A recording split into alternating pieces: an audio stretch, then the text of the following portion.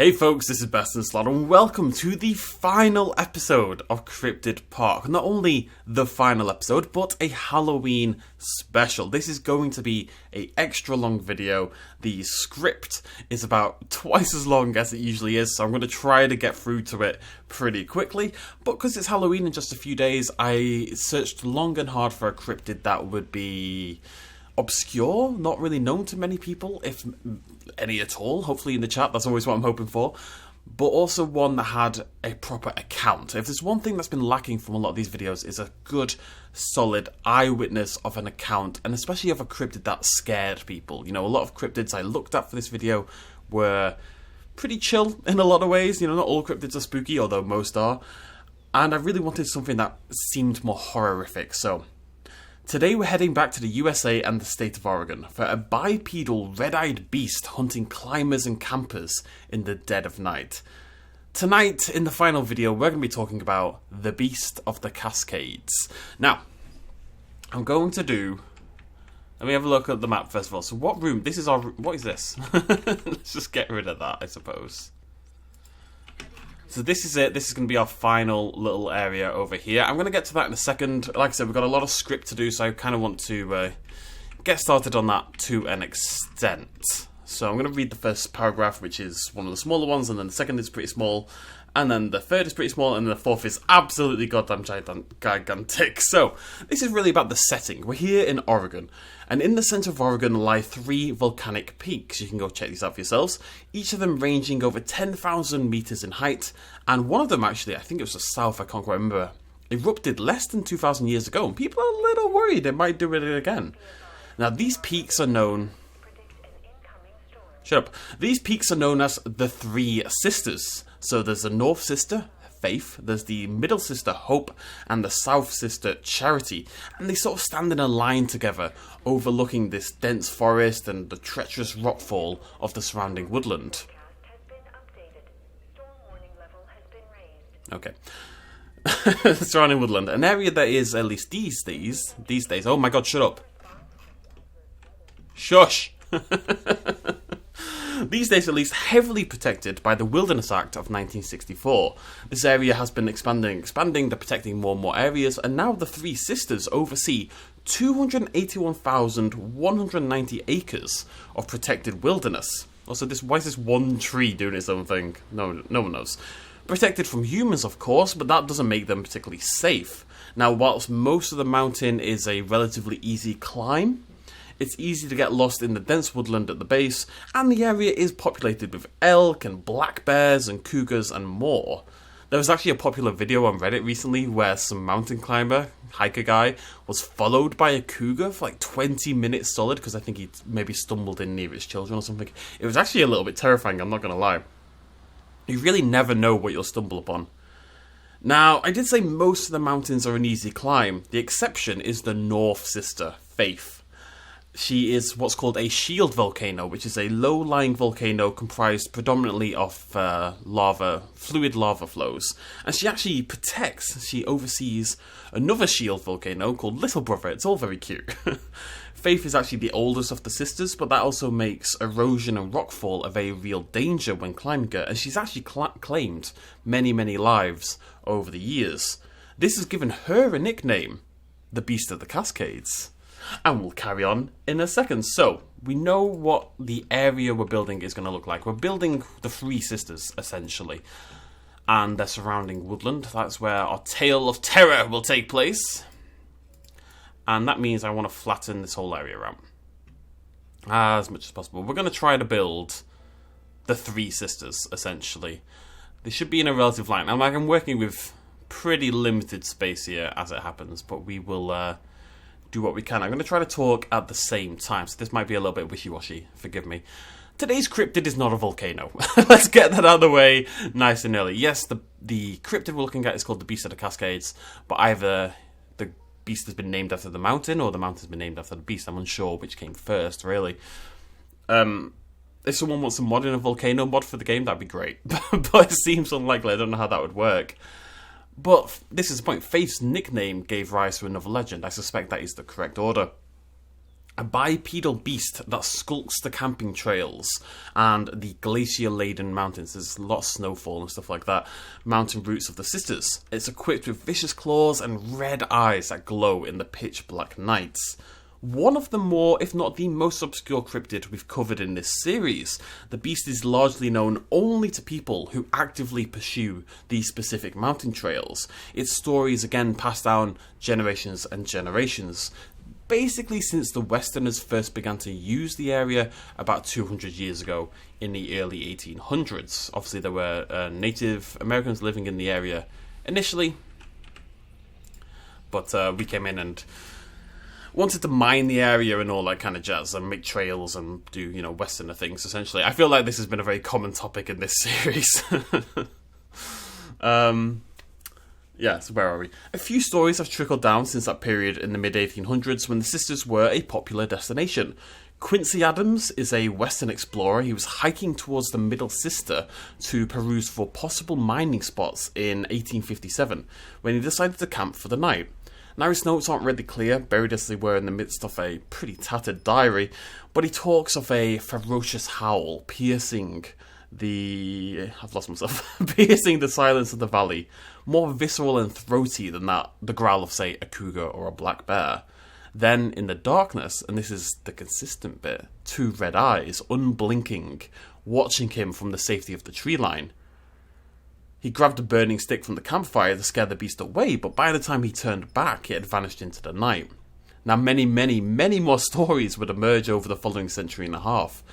And as with most cryptids, they did differ in a few key points. The creature was always either black or white. It came in 2 very distinct colours. I have a personal theory on that, which we'll get to. Rarely anything else. Some claimed it had the face of an ape, whilst others saw something a little bit more reptilian in nature. Typically furry, but the fur was usually quite matted close to the body. It wasn't like fluffy, and some people instead saw that fur as, say, like basil sort of feathers or quills. People really couldn't make their mind up, likely influenced by campfire stories and just the terrifying nature of the situation. But a few things always stuck out to sighters of the beast. The red eyes, always present, always glaring at them from within the umbra, as though poised to strike. It was always bipedal, about 5 feet or so in height, and always carried with it a vulgar stench of sulphur, because finally we get another sulphuric cryptid. It's about bloody time. People went missing in the past because, you know, of course they did. It's a dangerous mountain range. And sometimes these missing people were attributed to the beast of the Cascades. But it isn't until 1973 when we'll get our first properly written account of the creature. We'll talk about that in a second, because that's spooky shit. Sorry. Oh, I just like casually swore. I never do that. Right, okay. Let's get our fence on. Where are we? Around here. I really want to just get as much room as possible, so we're going to curve from here around there. We'll have to actually finish the tour at some point as well. I think I'll just do that on my own time, and then we'll do like a final tour. I have to go back and change some of the dinosaur. The Indominus Rex is meant to be a Wendigo, and now it kind of looks like this. Although I think that could pass for a Wendigo, so you never know. I'm going to say that's the North Sister over here. We're just seeing the base range of her, just because she is the biggest one, the hardest one to climb. And the oldest. So she's actually not the biggest. The South Sister's the biggest, but the North Sister's the oldest. She's been around for a while, blah blah blah. So she's going to stay over there. I'm very conscious of the fact that it's not necessarily easy to make mountains in Jurassic World Evolution, just because of how the system works. So I'm going to put this one over here. I need to try to keep in mind that we do need a path for the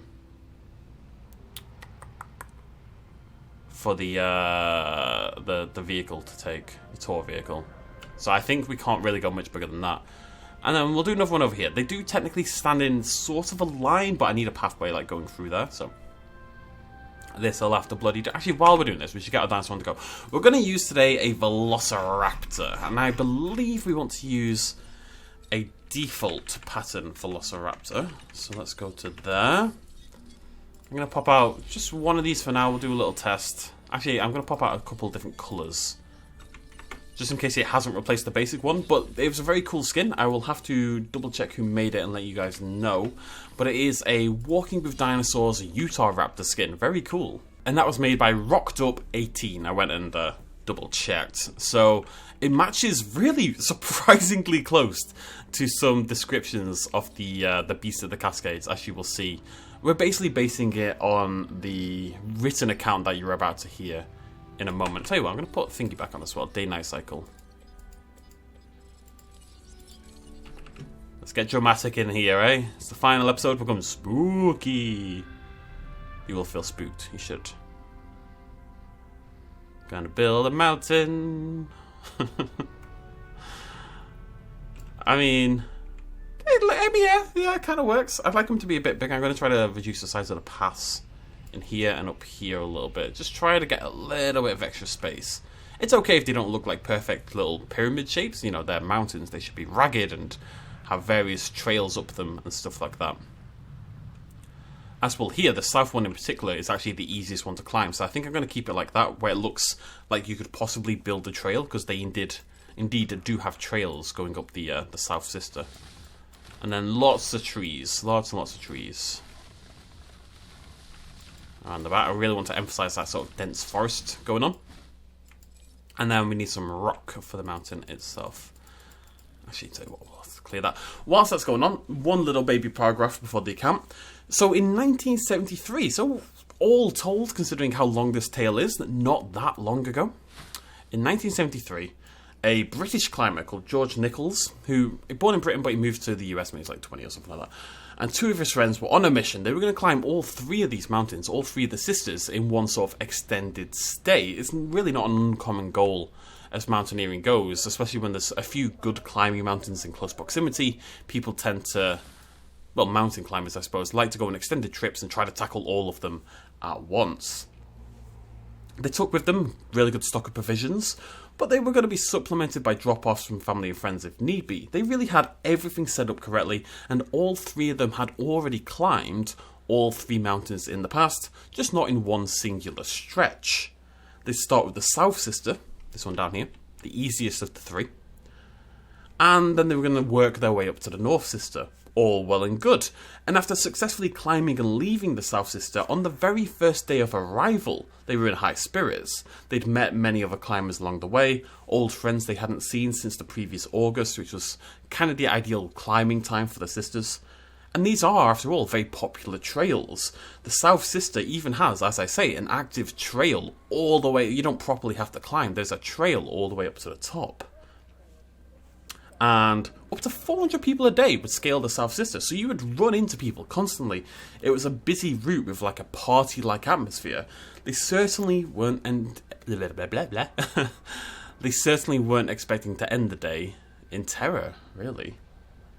23 years later, in 1996, George wrote down the experiences of that night. Well, he gave an interview, basically, and we've managed to get hold of that interview. And I'm going to do something a little different. I'm basically going to give you the whole thing verbatim, because I do think it's quite appropriate for our horror-themed night. So, we're going to get our Utahraptors printed out, and then we're going to try out George's story. Down for midterms? Give me a sec. That looks pretty sweet, actually. I really like how that looks. Right, let's see if this has worked. We're looking for a Walking With Dinosaurs Utahraptor-looking raptor. Nice! It's got the white skin that we're looking for, the black spots, pretty cool. And it looks like it's from Walking With Dinosaurs, which is inherently awesome. Now, one little raptor. We'll see that better in there. Doesn't that look great, though? How cool is that? Oh, I love that. Okay, we're just going to observe it in the paddock whilst we do the next bit of the story, because this one's going to take a little while. So, let's nip down here. Maybe I can put it on like, maybe it'd be better to do this.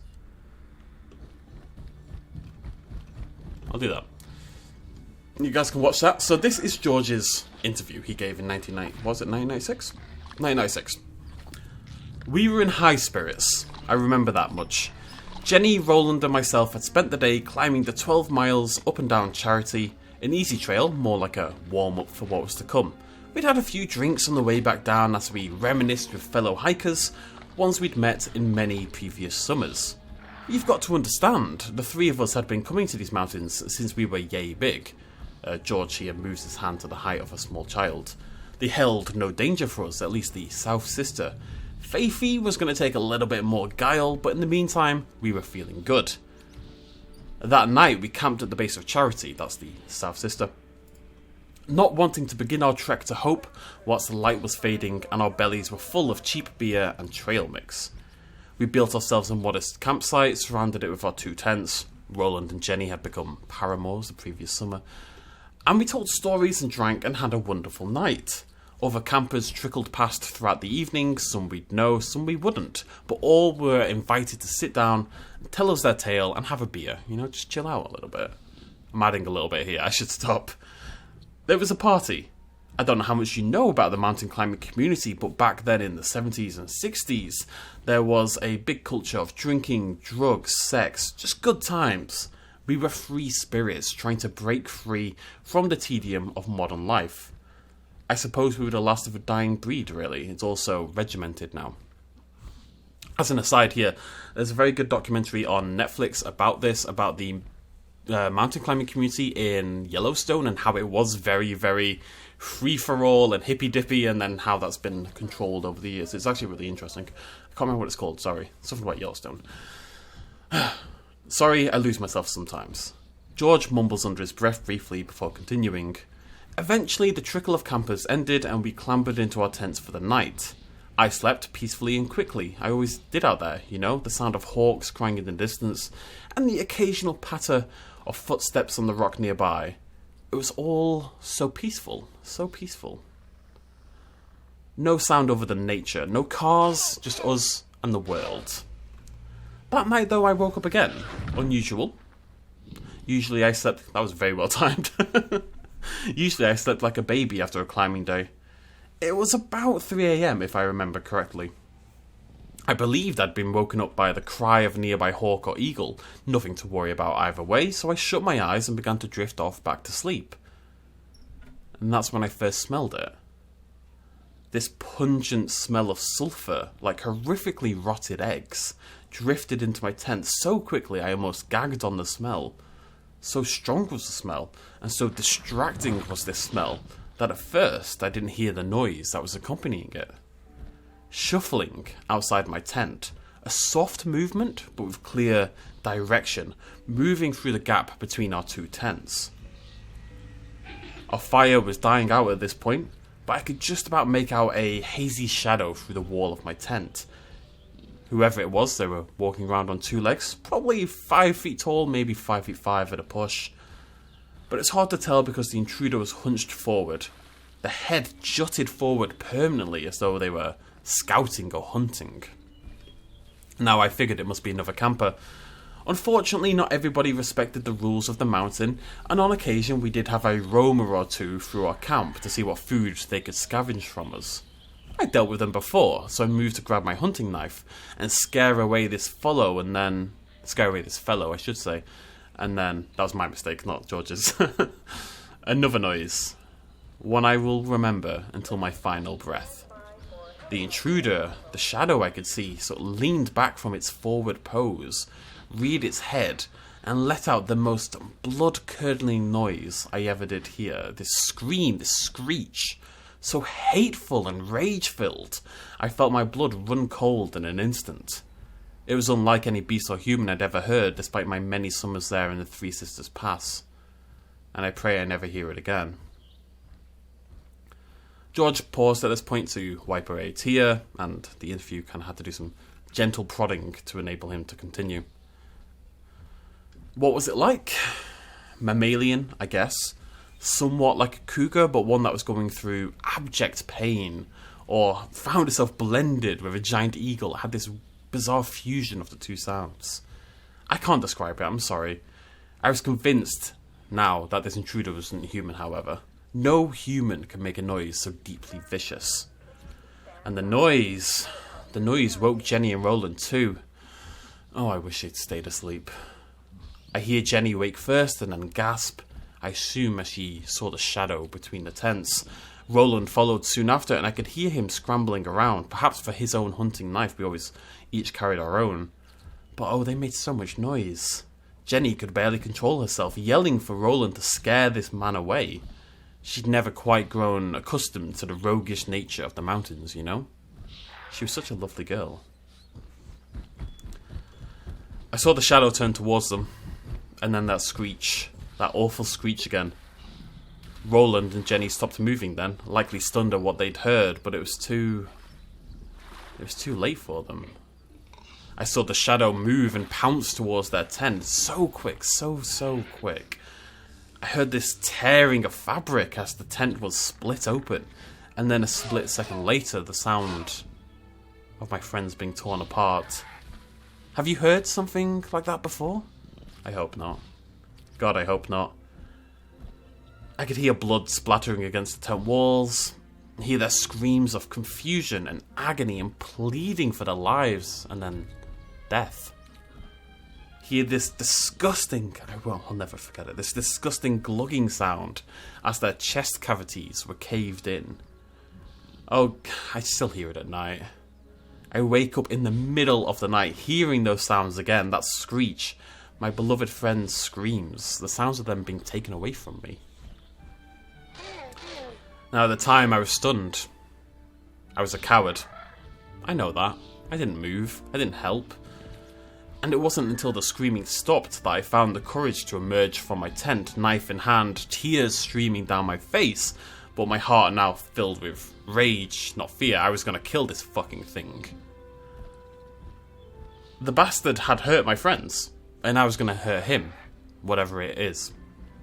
The noise of me emerging clearly startled the beast as it withdrew quickly from the tattered rags that had once been their tent. It stood before me, and no, it wasn't a man, though its face resembled one. It was white in colour, standing on two muscular legs and almost like a large ape, except its back was arched forward in this painful, grotesque, almost gargoyle-esque manner, pointing this horrific face towards me, again like an ape, but with sharp features. I've lost myself. Sharp features, clear fangs, still coated with blood, and the eyes. The eyes were red, not like an albino creature. I'd seen a few of those in my time, but like that of a demon. Deep red, blood red, hunkered deep into this horrific visage of this creature. Of this fucking monster. Sorry. It's okay? I didn't mean to do it anyway. I wasn't raised like that. It had large claws on both hands, 3 of them, I think, and they too were dripping with the blood of my friends. In that moment, seeing this beast, seeing its blood upon, my friend's blood upon its body, I lost my fear. I brandished my knife and I screamed. Oh Lord, did I ever scream. Whether it was a war cry for myself, or in vain hope of scaring the beast away, I'm still unsure to this day, but the beast didn't care. It was unmoved, unscared. It stood staring at me, those pupilless red eyes, gazing, boring into my soul. And it cocked its head side to side. It wasn't scared, it was curious. Eyeing me up, judging my presence. And then it stepped towards me. I was sure I was a goner. I'd seen what it had done to my friends. I was saying my blessings and trying to picture my mother and father and just remember my last few happy memories. As suddenly footsteps emerged to my left-hand side, back towards where the main trail was, followed by white beams of light. Other campers in the area had heard the sounds and come to see the commotion. I could see the white circle of their flashlights growing larger and larger in the near distance. And by the time I turned back to face down the beast, I had my knife, I had the group with me, I was ready now. We were collected as a team. It was gone. Disappeared into the surrounding woodland. I collapsed in shock, and I largely forget the rest of the night. A few of the other campers had heard stories and seen similar things in the distance or in the dead of night to me, but this white mammalian creature, one hunched over with large claws. But many were much less believing of me. And when the authorities arrived the next morning, the deaths were chalked up to a desperate, hungry cougar, perhaps a black bear. And maybe that's all it was. Maybe that's all it was. Maybe my mind played tricks on me in that dead of night, but I don't think so. I've seen so many cougars, so many black bears in my day, and that thing was something else entirely. Something otherworldly. They told me what the locals had called it later on the next night. The natives that had been pushed out of the area, and the name it was given in the stories passed down, they called it the Beast of the Cascades. Bom, bom, bom. Okay, so let's get this raptor sent away. Hello, buddy. Oh, my legs don't work. You know what? This isn't going to take as long as I thought. I've been very efficient with my word saying. Only one paragraph to go, folks. Only one bloody paragraph. The raptor is perfect. So, the reports on this creature have differed. This is off script. The reports on this creature have differed over the years. Sometimes it's white, sometimes it's black. It's always somewhat muscular, it's always bipedal, and it's always got red eyes. Just like our Walking With Dinosaurs Utahraptor right here, who is juking and dodging like nobody's business. It's very impressive. Oh, have you been hit? Look, you're looking a little bit worse for wear. Oh, there you go. Let's get you sent over. Now, it is one little raptor for a fairly humongous area, but I will say, I think that kind of works. This is a beast that has been talked about in hushed campfire stories, really just specific to this region. Unlike a lot of cryptids, it's not a story that's spread out. It's one that's very local to the Three Sisters. But I've never seen a story where people... There's a few other stories, not as developed as George's. A few other tales, a few other eyewitness accounts, but they never mention it being more than one. It's always a singular creature that they report, so... We'll get into what the creature probably is in a little bit. Just going to get a little bit of water. I don't want to go overboard the water, actually, just because there wouldn't be that much water. But like a little lake here and there is fine. We need to get some food. Let's hide a meat eater somewhere. There we go. And that should be good. We do need to do a... I was really confused about the T-Rex then. Like, why is it contained within the lake? But of course, there's a good reason for that. We need a fence entrance, don't we? A gate. Probably need a few of these, actually. Oh, no, we don't. What am I on about? I'm being a dummy. So. There we go, folks. A suitably horror-toned account for our Halloween edition of Cryptid Park. And our final edition of Cryptid Park. Now, this is perhaps my least favourite part of the video. So we have to try and decipher what the beast probably is in reality. And I always feel a little bit guilty here, as it seems to be discrediting stories and accounts that clearly mean a lot to some people. Every single cryptid story in this entire series has been important to somebody out there. And when I try to disprove it, although that's what you should do as a cryptozoologist enjoying human being or whatever... It still doesn't necessarily feel great, because you are discounting other people's stories and stuff that is important to them. But we're going to do it anyway. In the interest of science. Now, as George says, it was perhaps a cougar. Whilst they rarely attack humans, if one struggles to hunt, is starving, or it's perhaps wounded by some other beast and is struggling to gather food, it's not outside the realm of possibility that one would attack a human camp. I mentioned before that one was stalking this man for 20 minutes just because it stumbled upon his babies. Her babies. I'm unsure if it would be able to tear two people apart as ferociously as George described. Maybe you guys know cougars better than me and would be able to let me know on that one. I'm not totally sure how tough a cougar is in that respect. But we can attribute a little bit of the horror spectacle in this story just to the general situation of losing your friends like that. It can't be an easy situation to recall completely, and I assume there is some gap filling going on. There are, however, also bears in the area, and whilst the black bear wouldn't suit the colour profile George described, this white bipedal beast we have here. Sort of banana yellow, actually. We'll call it white for the purpose of this video, though. It would match some of the other descriptions, and even black bears that suffer from mange can become much lighter in colour and take on a fairly terrifying otherworldly appearance. And of course we know that they can also stand bipedally. It's a hungry boy. Love the red eyes. Let's just stop for a second. Look at that beast. Ain't that really... Wait, I want to get a better view. No. Can you just stand normally, please? I'll do. There we go. Look at that. Absolutely awesome. We've even discussed black bears in the past. Black bears with mange have been a reason I gave for another cryptid. I think the Beast of Bray Road was a suspected black bear with mange. The other possibility, much more cryptic as it is that these sightings are ones that would usually be attributed to Bigfoot, or in the area you'd call it a Sasquatch. And they are similarly humanoid ape-like creatures, usually a bit bigger, but it doesn't totally line up. And as per usual, we can give some leeway for the horrific circumstances and the way tales have a habit of changing over the years, and even in our own memories. There's a really good song called Chlorine. I'm going off topic, but whatever. A really good song called Chlorine by Trophy Eyes. Trophy Scars? Trophy Eyes? I really like both bands, and I've forgotten Trophy Eyes, I think. And it's about how even our own memory of a situation is essentially a lie, because we never remember things exactly how they happen. Anyways, of course you'd have to believe Bigfoot exists in the first place for this to be true, but that's neither here nor there. The Sasquatch is a very solidified part of Oregon folklore. I think it was probably a black bear, combined with the fear of the situation and flickering shadows caused by a dying fire. Maybe a bear with mange, maybe even a leucistic black bear. They do exist, they are out there.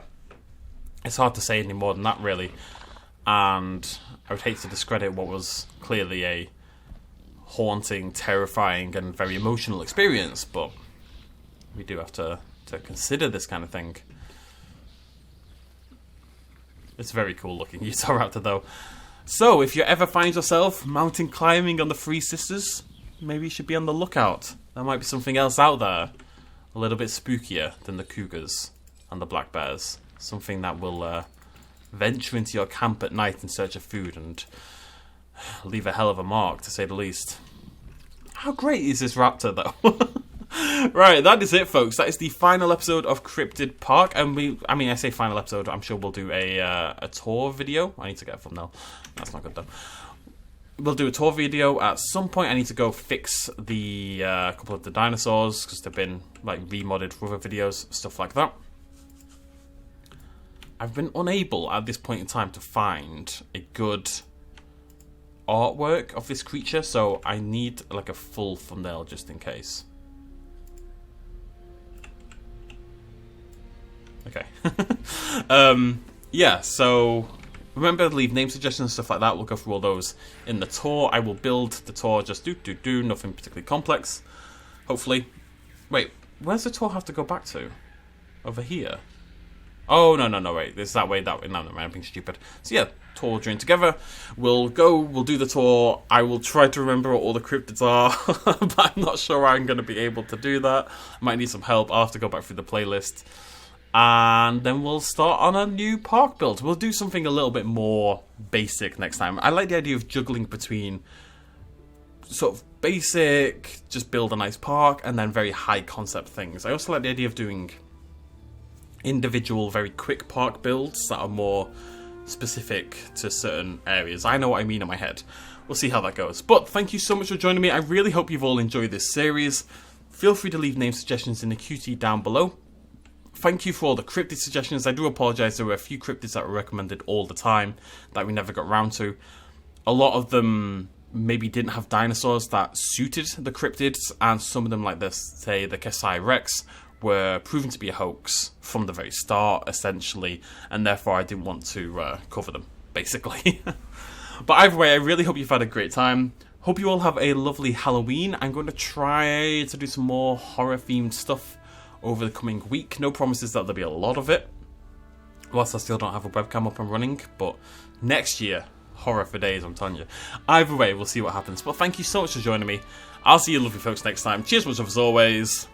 Bye-bye.